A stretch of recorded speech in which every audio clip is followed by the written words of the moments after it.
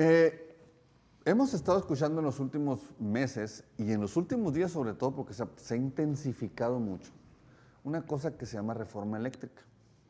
Y bueno, ¿con qué se come? ¿Para qué sirve?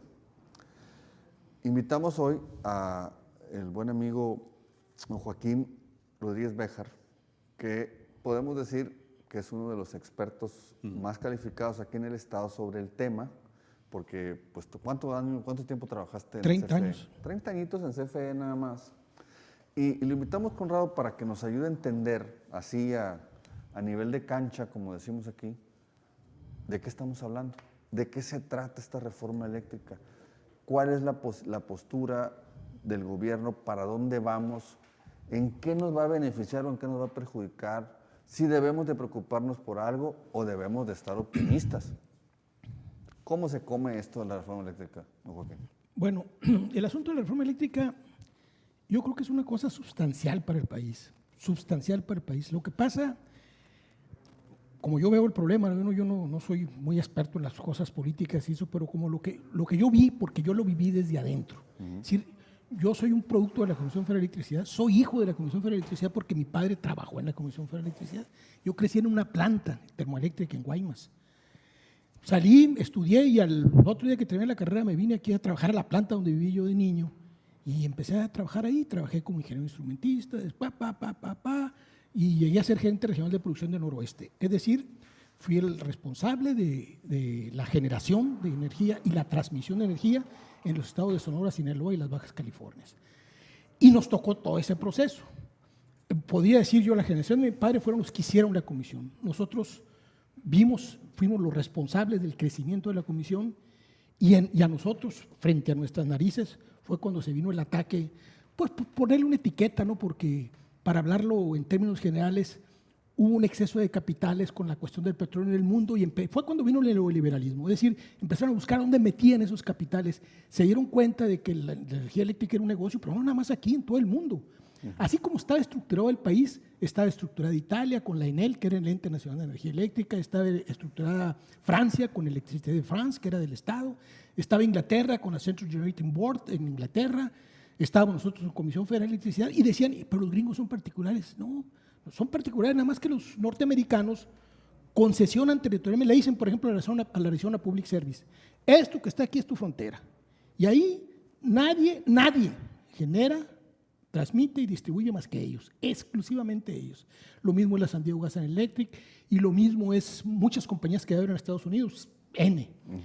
Y aparte, el Estado se reservó gran parte, hay mucha energía que produce el Estado, sobre todo las municipalidades que le llaman, y todos los recursos hidroeléctricos del Mississippi, que es una cosa tremenda, está en manos del gobierno del Estado. Entonces, la realidad es que así se hizo. ¿Por qué se hizo así? Porque la energía eléctrica era una palanca de desarrollo de los países. Es decir, pongo el ejemplo, ¿no? De lo que hablamos ahora, que me tocó estar ahí en el Parlamento Abierto. Ahí lo estamos viendo, de hecho. Entonces, ahí, ¿qué es lo que pasa?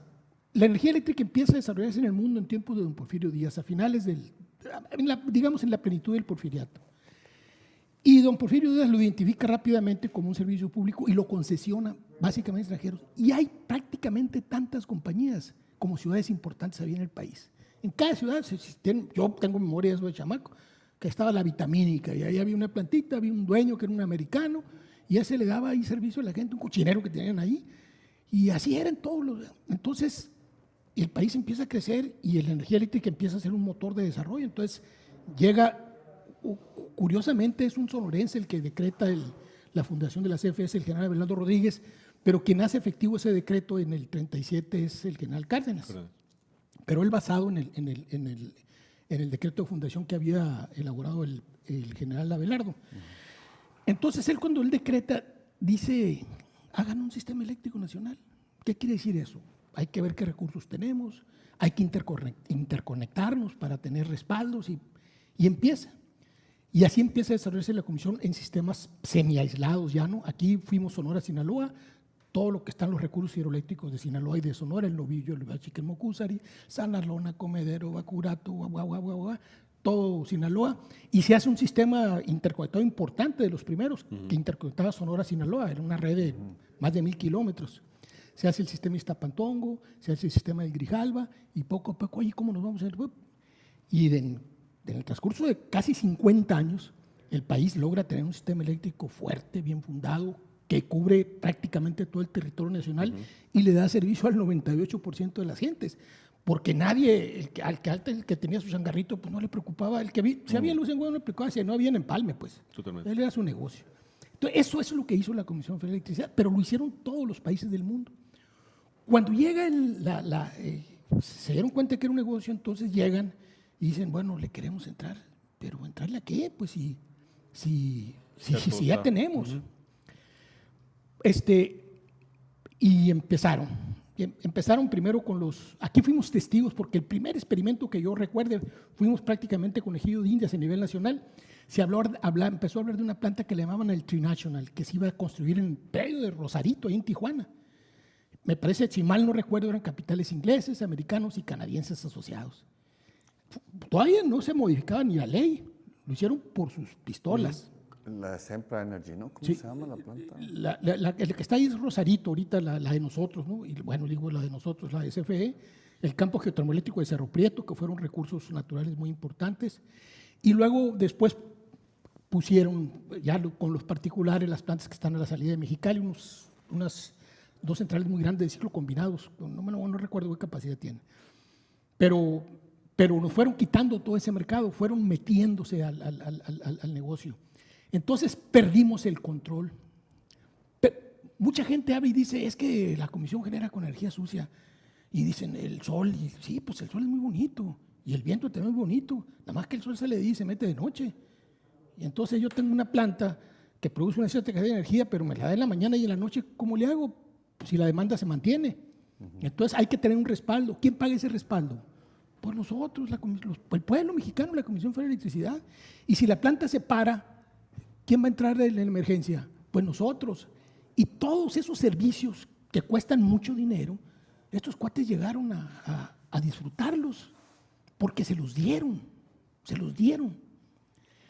Hay una cosa que es muy importante entender. ¿Qué fue lo que pasó? Porque dicen, oye, que los privados... La cosa es muy sencilla. Yo tengo una curva de demanda, imagínense,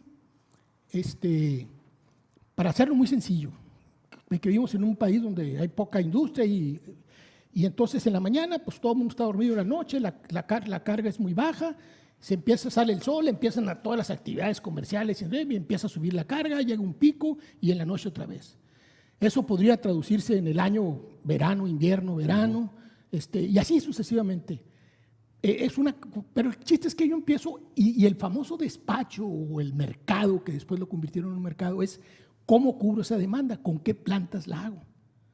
Entonces, aquí empieza a ver la diferencia que puede haber entre negocio. Yo digo, vamos a suponer que la demanda máxima sean 50 megawatts. ¿Qué hago? Pongo una máquina de 50 megawatts. Eso lo haría si fuera a hacer un negocio. Pero ¿qué pasa si la máquina se sale por cualquier motivo? Pues nada más no hay un kilowatt de energía. Claro. Entonces, necesito 2. ¿De qué respaldo? Y la otra no las voy a poder operar al 100%, no puedo vender toda la energía. La tengo que tener en respaldo. Por si me falla una, y si me falla una, pues tengo que tener, en fin. Hay 50,000 criterios que intervienen. Y conforme se va interconectando, se va haciendo una cosa terriblemente compleja, técnicamente muy difícil. Mantener un sistema interconectado. ¿Qué quiere decir? Que todo el mundo está contribuyendo a una red, generación hidráulica, generación termoeléctrica, generación eólica, que todo el mundo alimenta la red, todo el mundo le aporta a la red. Y hay una particularidad que es una de las cosas que yo señalé ahí, destaqué ahí, tiene una singularidad única. Yo no puedo vender más kilowatts que los que me están demandando y nadie me puede comprar más kilowatts de los que yo tengo disponibles. La oferta es exactamente igual a la demanda, cuantitativamente idéntica. No hay un fenómeno económico donde ocurra eso. Consecuentemente... ¿No puedo tener una bodega de energía eléctrica? No puedo, punto. Y la energía que me están demandando, así es. Entonces yo tengo que tener el respaldo. Va subiendo la carga, las máquinas van aportando más. ¿Cómo le hacen a través de sistemas automáticos muy complejos? Y entonces es así. Y así va el país, creciendo hasta finales de los 90. Con reservas, yo pongo ejemplo aquí la Ford en Hermosillo. ¿Qué hizo la comisión cuando llegó la Ford? Que fue el detonante, que todos lo vivimos. Pues puso un transformador a la salida de la Afore y les dio energía, pues. Porque el desarrollo del país iba viendo con 10 años de anticipación. No, oye, ahí viene la Afore, a ver dónde va a ser la energía. Ya estaba la energía. Punto. Entonces, ya está.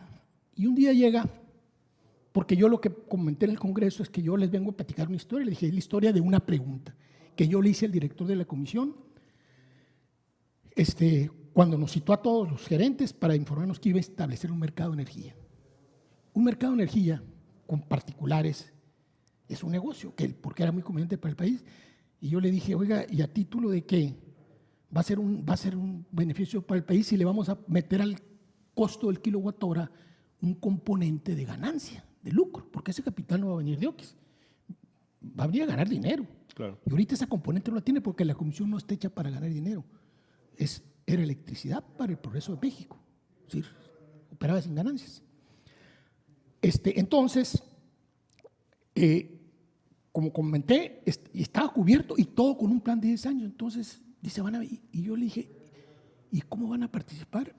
Porque como dije, como la demanda es exactamente igual a la producción, pues la única manera de que entren es que nos echen a nosotros para afuera. A alguien hay que quitar para que pueda entrar otra planta. Y eso hicieron. Quitarle un pedacito al pastel y complementarlo. Claro, eso hicieron. Y después se fueron largos. Ahorita generan más ellos que la CFE. ¿En serio? Claro.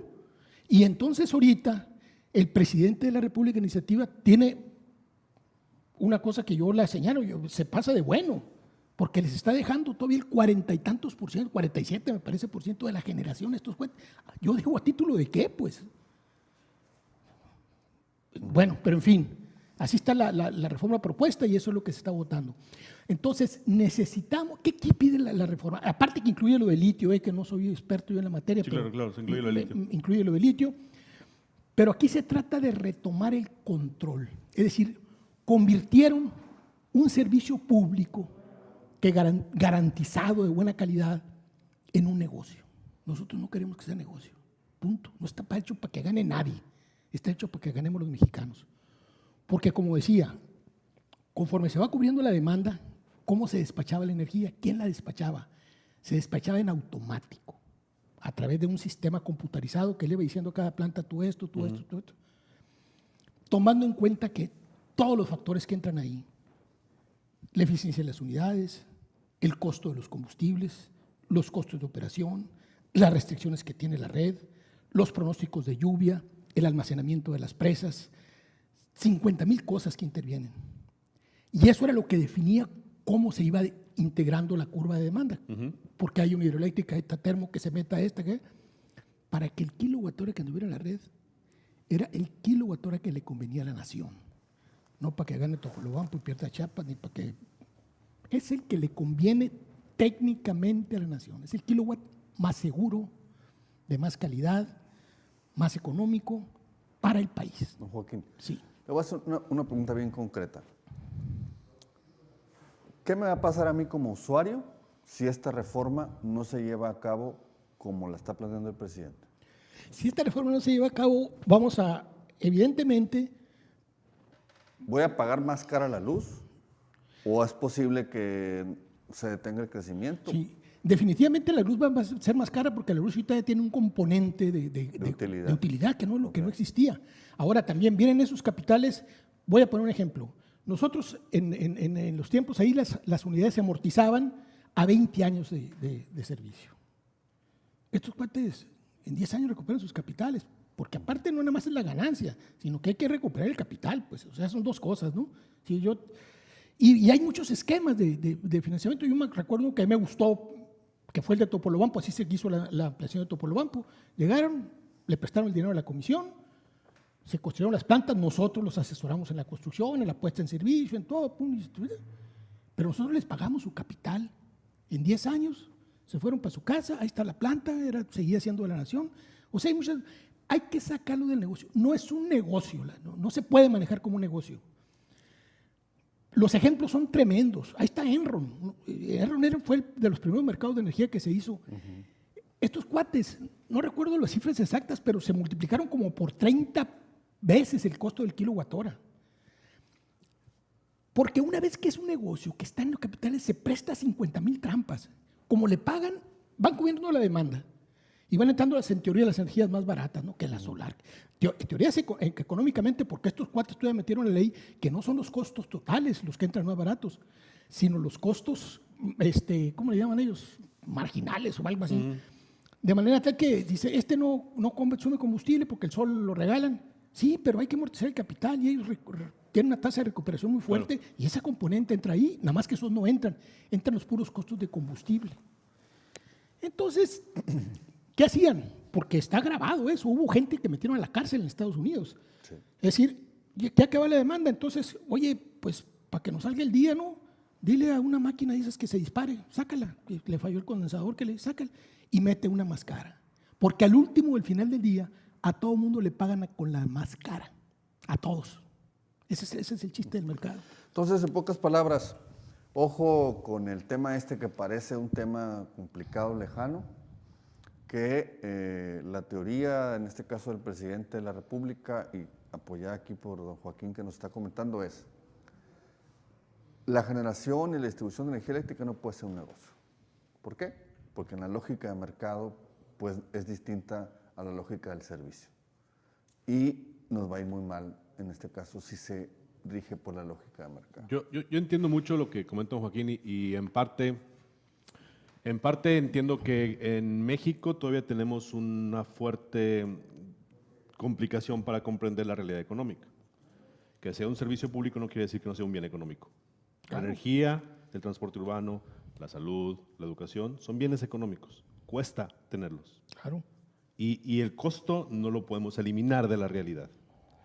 Coincido en que no podemos ir por la vida regalando un servicio que es necesario para todos. Y yo creo que ese fue el principal error de la reforma que ahorita queremos eliminar. Le regalamos el mercado a gente que ni siquiera había hecho el esfuerzo por tenerlo y que no vinieron a proponer ningún tipo de innovación. ¿Y la red? No, y la red ya estaba armada, ¿no? Además, ¿no? Invertimos los mexicanos en todo esto y socializamos la inversión, fácilmente se la regalamos. Yo estoy completamente de acuerdo en eso y eso es parte del gran trabuco que tenemos los mexicanos con la realidad. Yo lo que quisiera saber, y eso a mí lo que me preocupa, el gran tema de la energía es el almacenamiento y nadie lo está abordando porque estamos inmersos en dos discursos internacionales diferentes. Por un lado hay intereses de transnacionales y de gobiernos por impulsar las famosas energías limpias, que no sean necesariamente más baratas, y se lo quieren imponer al mundo entero. Ese acuerdo de París, Foro Económico Mundial y todas esas cosas, lo único que quieren es generar un sistema homogéneo en todo el mundo sin importarle las necesidades de los pueblos. Esa es una realidad. Y ante eso está peleando el presidente queriendo tumbar esta reforma. Me queda clarísimo. La energía eléctrica, los carros eléctricos, todo eso es una intención de una agenda internacional. Y quien lo busca lo encuentra. Pero por el otro lado tenemos una realidad. No podemos seguir viendo los mexicanos y el mundo en general las cosas como si fueran regaladas, porque la energía eléctrica tiene un costo. Y es aquí donde yo entro en conflicto con la visión mexicana. A ver, ¿vamos a hablar de perfeccionar el contrato colectivo de trabajo de los empleados de CFE o no? ¿Vamos a volver a convertir a los empleados de CFE en los dueños de la CFE o no? Vamos a empezar a exigirle a los directivos, a todos los que están frente a CFE, que cumplan con los postulados de esa visión política de que todos tenemos que trabajar por todos, o solamente va a ser de discurso y vamos a seguir teniendo grandes directores de CFE que se hacen millonarios, mientras que todos estamos sosteniendo tarifas en Sonora que son completamente ilógicas. Porque si Sonora produce y si tenemos una CFE pensando en el pueblo, pues entonces prorrateamos el costo, donde sale más barato que nos echen la mano. Y eso no pasa. Porque entonces entra la visión política y es donde yo me conflictúo con la visión que tiene el presidente. Cuando metemos al político a tomar decisiones, las decisiones se toman desde un escritorio. Sí, pero también cuando metemos al empresario a ganar dinero, estoy de acuerdo. Elemental, valimos totalmente. Y si hubiéramos metido al empresario para innovar, yo creo que esto hubiera sido diferente, pero no lo metimos para innovar. No, lo metimos a ganar. A regalarle dinero y a regalarle un negocio. ¿Por qué ningún empresario se ha metido a decir, oye, a ver si es cierto, el tema de las energías limpias tiene el conflicto de que cuando se va el sol y cómo lo almacenamos? Ah, no, eso a nadie le importó. Y el mundo, la tecnología está avanzando hacia allá. ¿No? Y eso no lo estamos discutiendo en México, eso me preocupa mucho. Conclusiones, don Joaquín, porque ya nos están yo, acá. Para concluir, yo en lo personal, como yo lo viví en carne propia, me tocó enfrentarme con estas gentes, me tocó enfrentar funcionarios que como bien lo señalas, no me hacen tonto, pues no. No, pero como bien lo señalas, Es decir, que el país está sumido en un pantano de corrupción, pues. Totalmente. Entonces, y esa corrupción la pagamos todos, pues. Y es pero en fin, yo lo que diría es, necesitamos rescatar el control estratégico de la energía. Eso es fundamental. ¿Y el Estado es el único que puede? Claro que sí, porque es el único que va a ver por los intereses de todos los mexicanos, sin importar quiénes sean. Eso sí, está claro. Tendríamos que confiar en que mañana venga otro Salinas. Eso es lo que me preocupa a mí, la visión. No, para eso es la reforma. Para eso es la reforma, para evitarlo. Por eso, si le damos al Estado el poder total, sí, no cuesta mañana que otro Estado sea otra es persona. El Estado no existe, pues son personas. Sí, pero a lo que me refiero es que el control es muy delicado un sistema eléctrico. Pues. Sí, estoy de acuerdo. Es un aparato muy complejo que se necesita una rectoría perfecta, técnicamente capacitada, en fin, hay mucho requisito que ahorita lo perdimos. ¿Y la rectoría no se puede recuperar sin necesidad de la intervención? Claro que no, porque son las leyes de mercado las que estos cuates están, lo que dices, están esperados por, oye, méteme a mí, pues si yo tengo aquí mi... Claro. Y luego, como digo, metieron ese tipo de costos, pues dicen, pues la más barata por la solar. Pero aparte de la solar, nada más lo señalo, una solar no tiene inercia, lo que se llama inercia. Entonces, ante un conflicto, por decirlo técnicamente, no contribuyen prácticamente nada en aportar corrientes para fallas de cortocircuito. Entonces, ante una falla en el sistema, se protege la planta y lo primero que hace es salirse, ahí se hacen bolas y la planta se va. En cambio, las que mantienen el sistema son turbinas de vapor, turbinas hidráulicas que con inercia ahí van y mantienen en lo que se estabiliza la cosa. Y son más económicas en muchas ocasiones, ¿no? Así es. Muy bien. Pues muchas gracias, don Joaquín. Para servirles y les agradezco mucho la oportunidad. Sí, cómo no. Y luego acá también mi compa que es así, muy bien. Muy mediático. Pues gracias, vamos a una pausa y volvemos.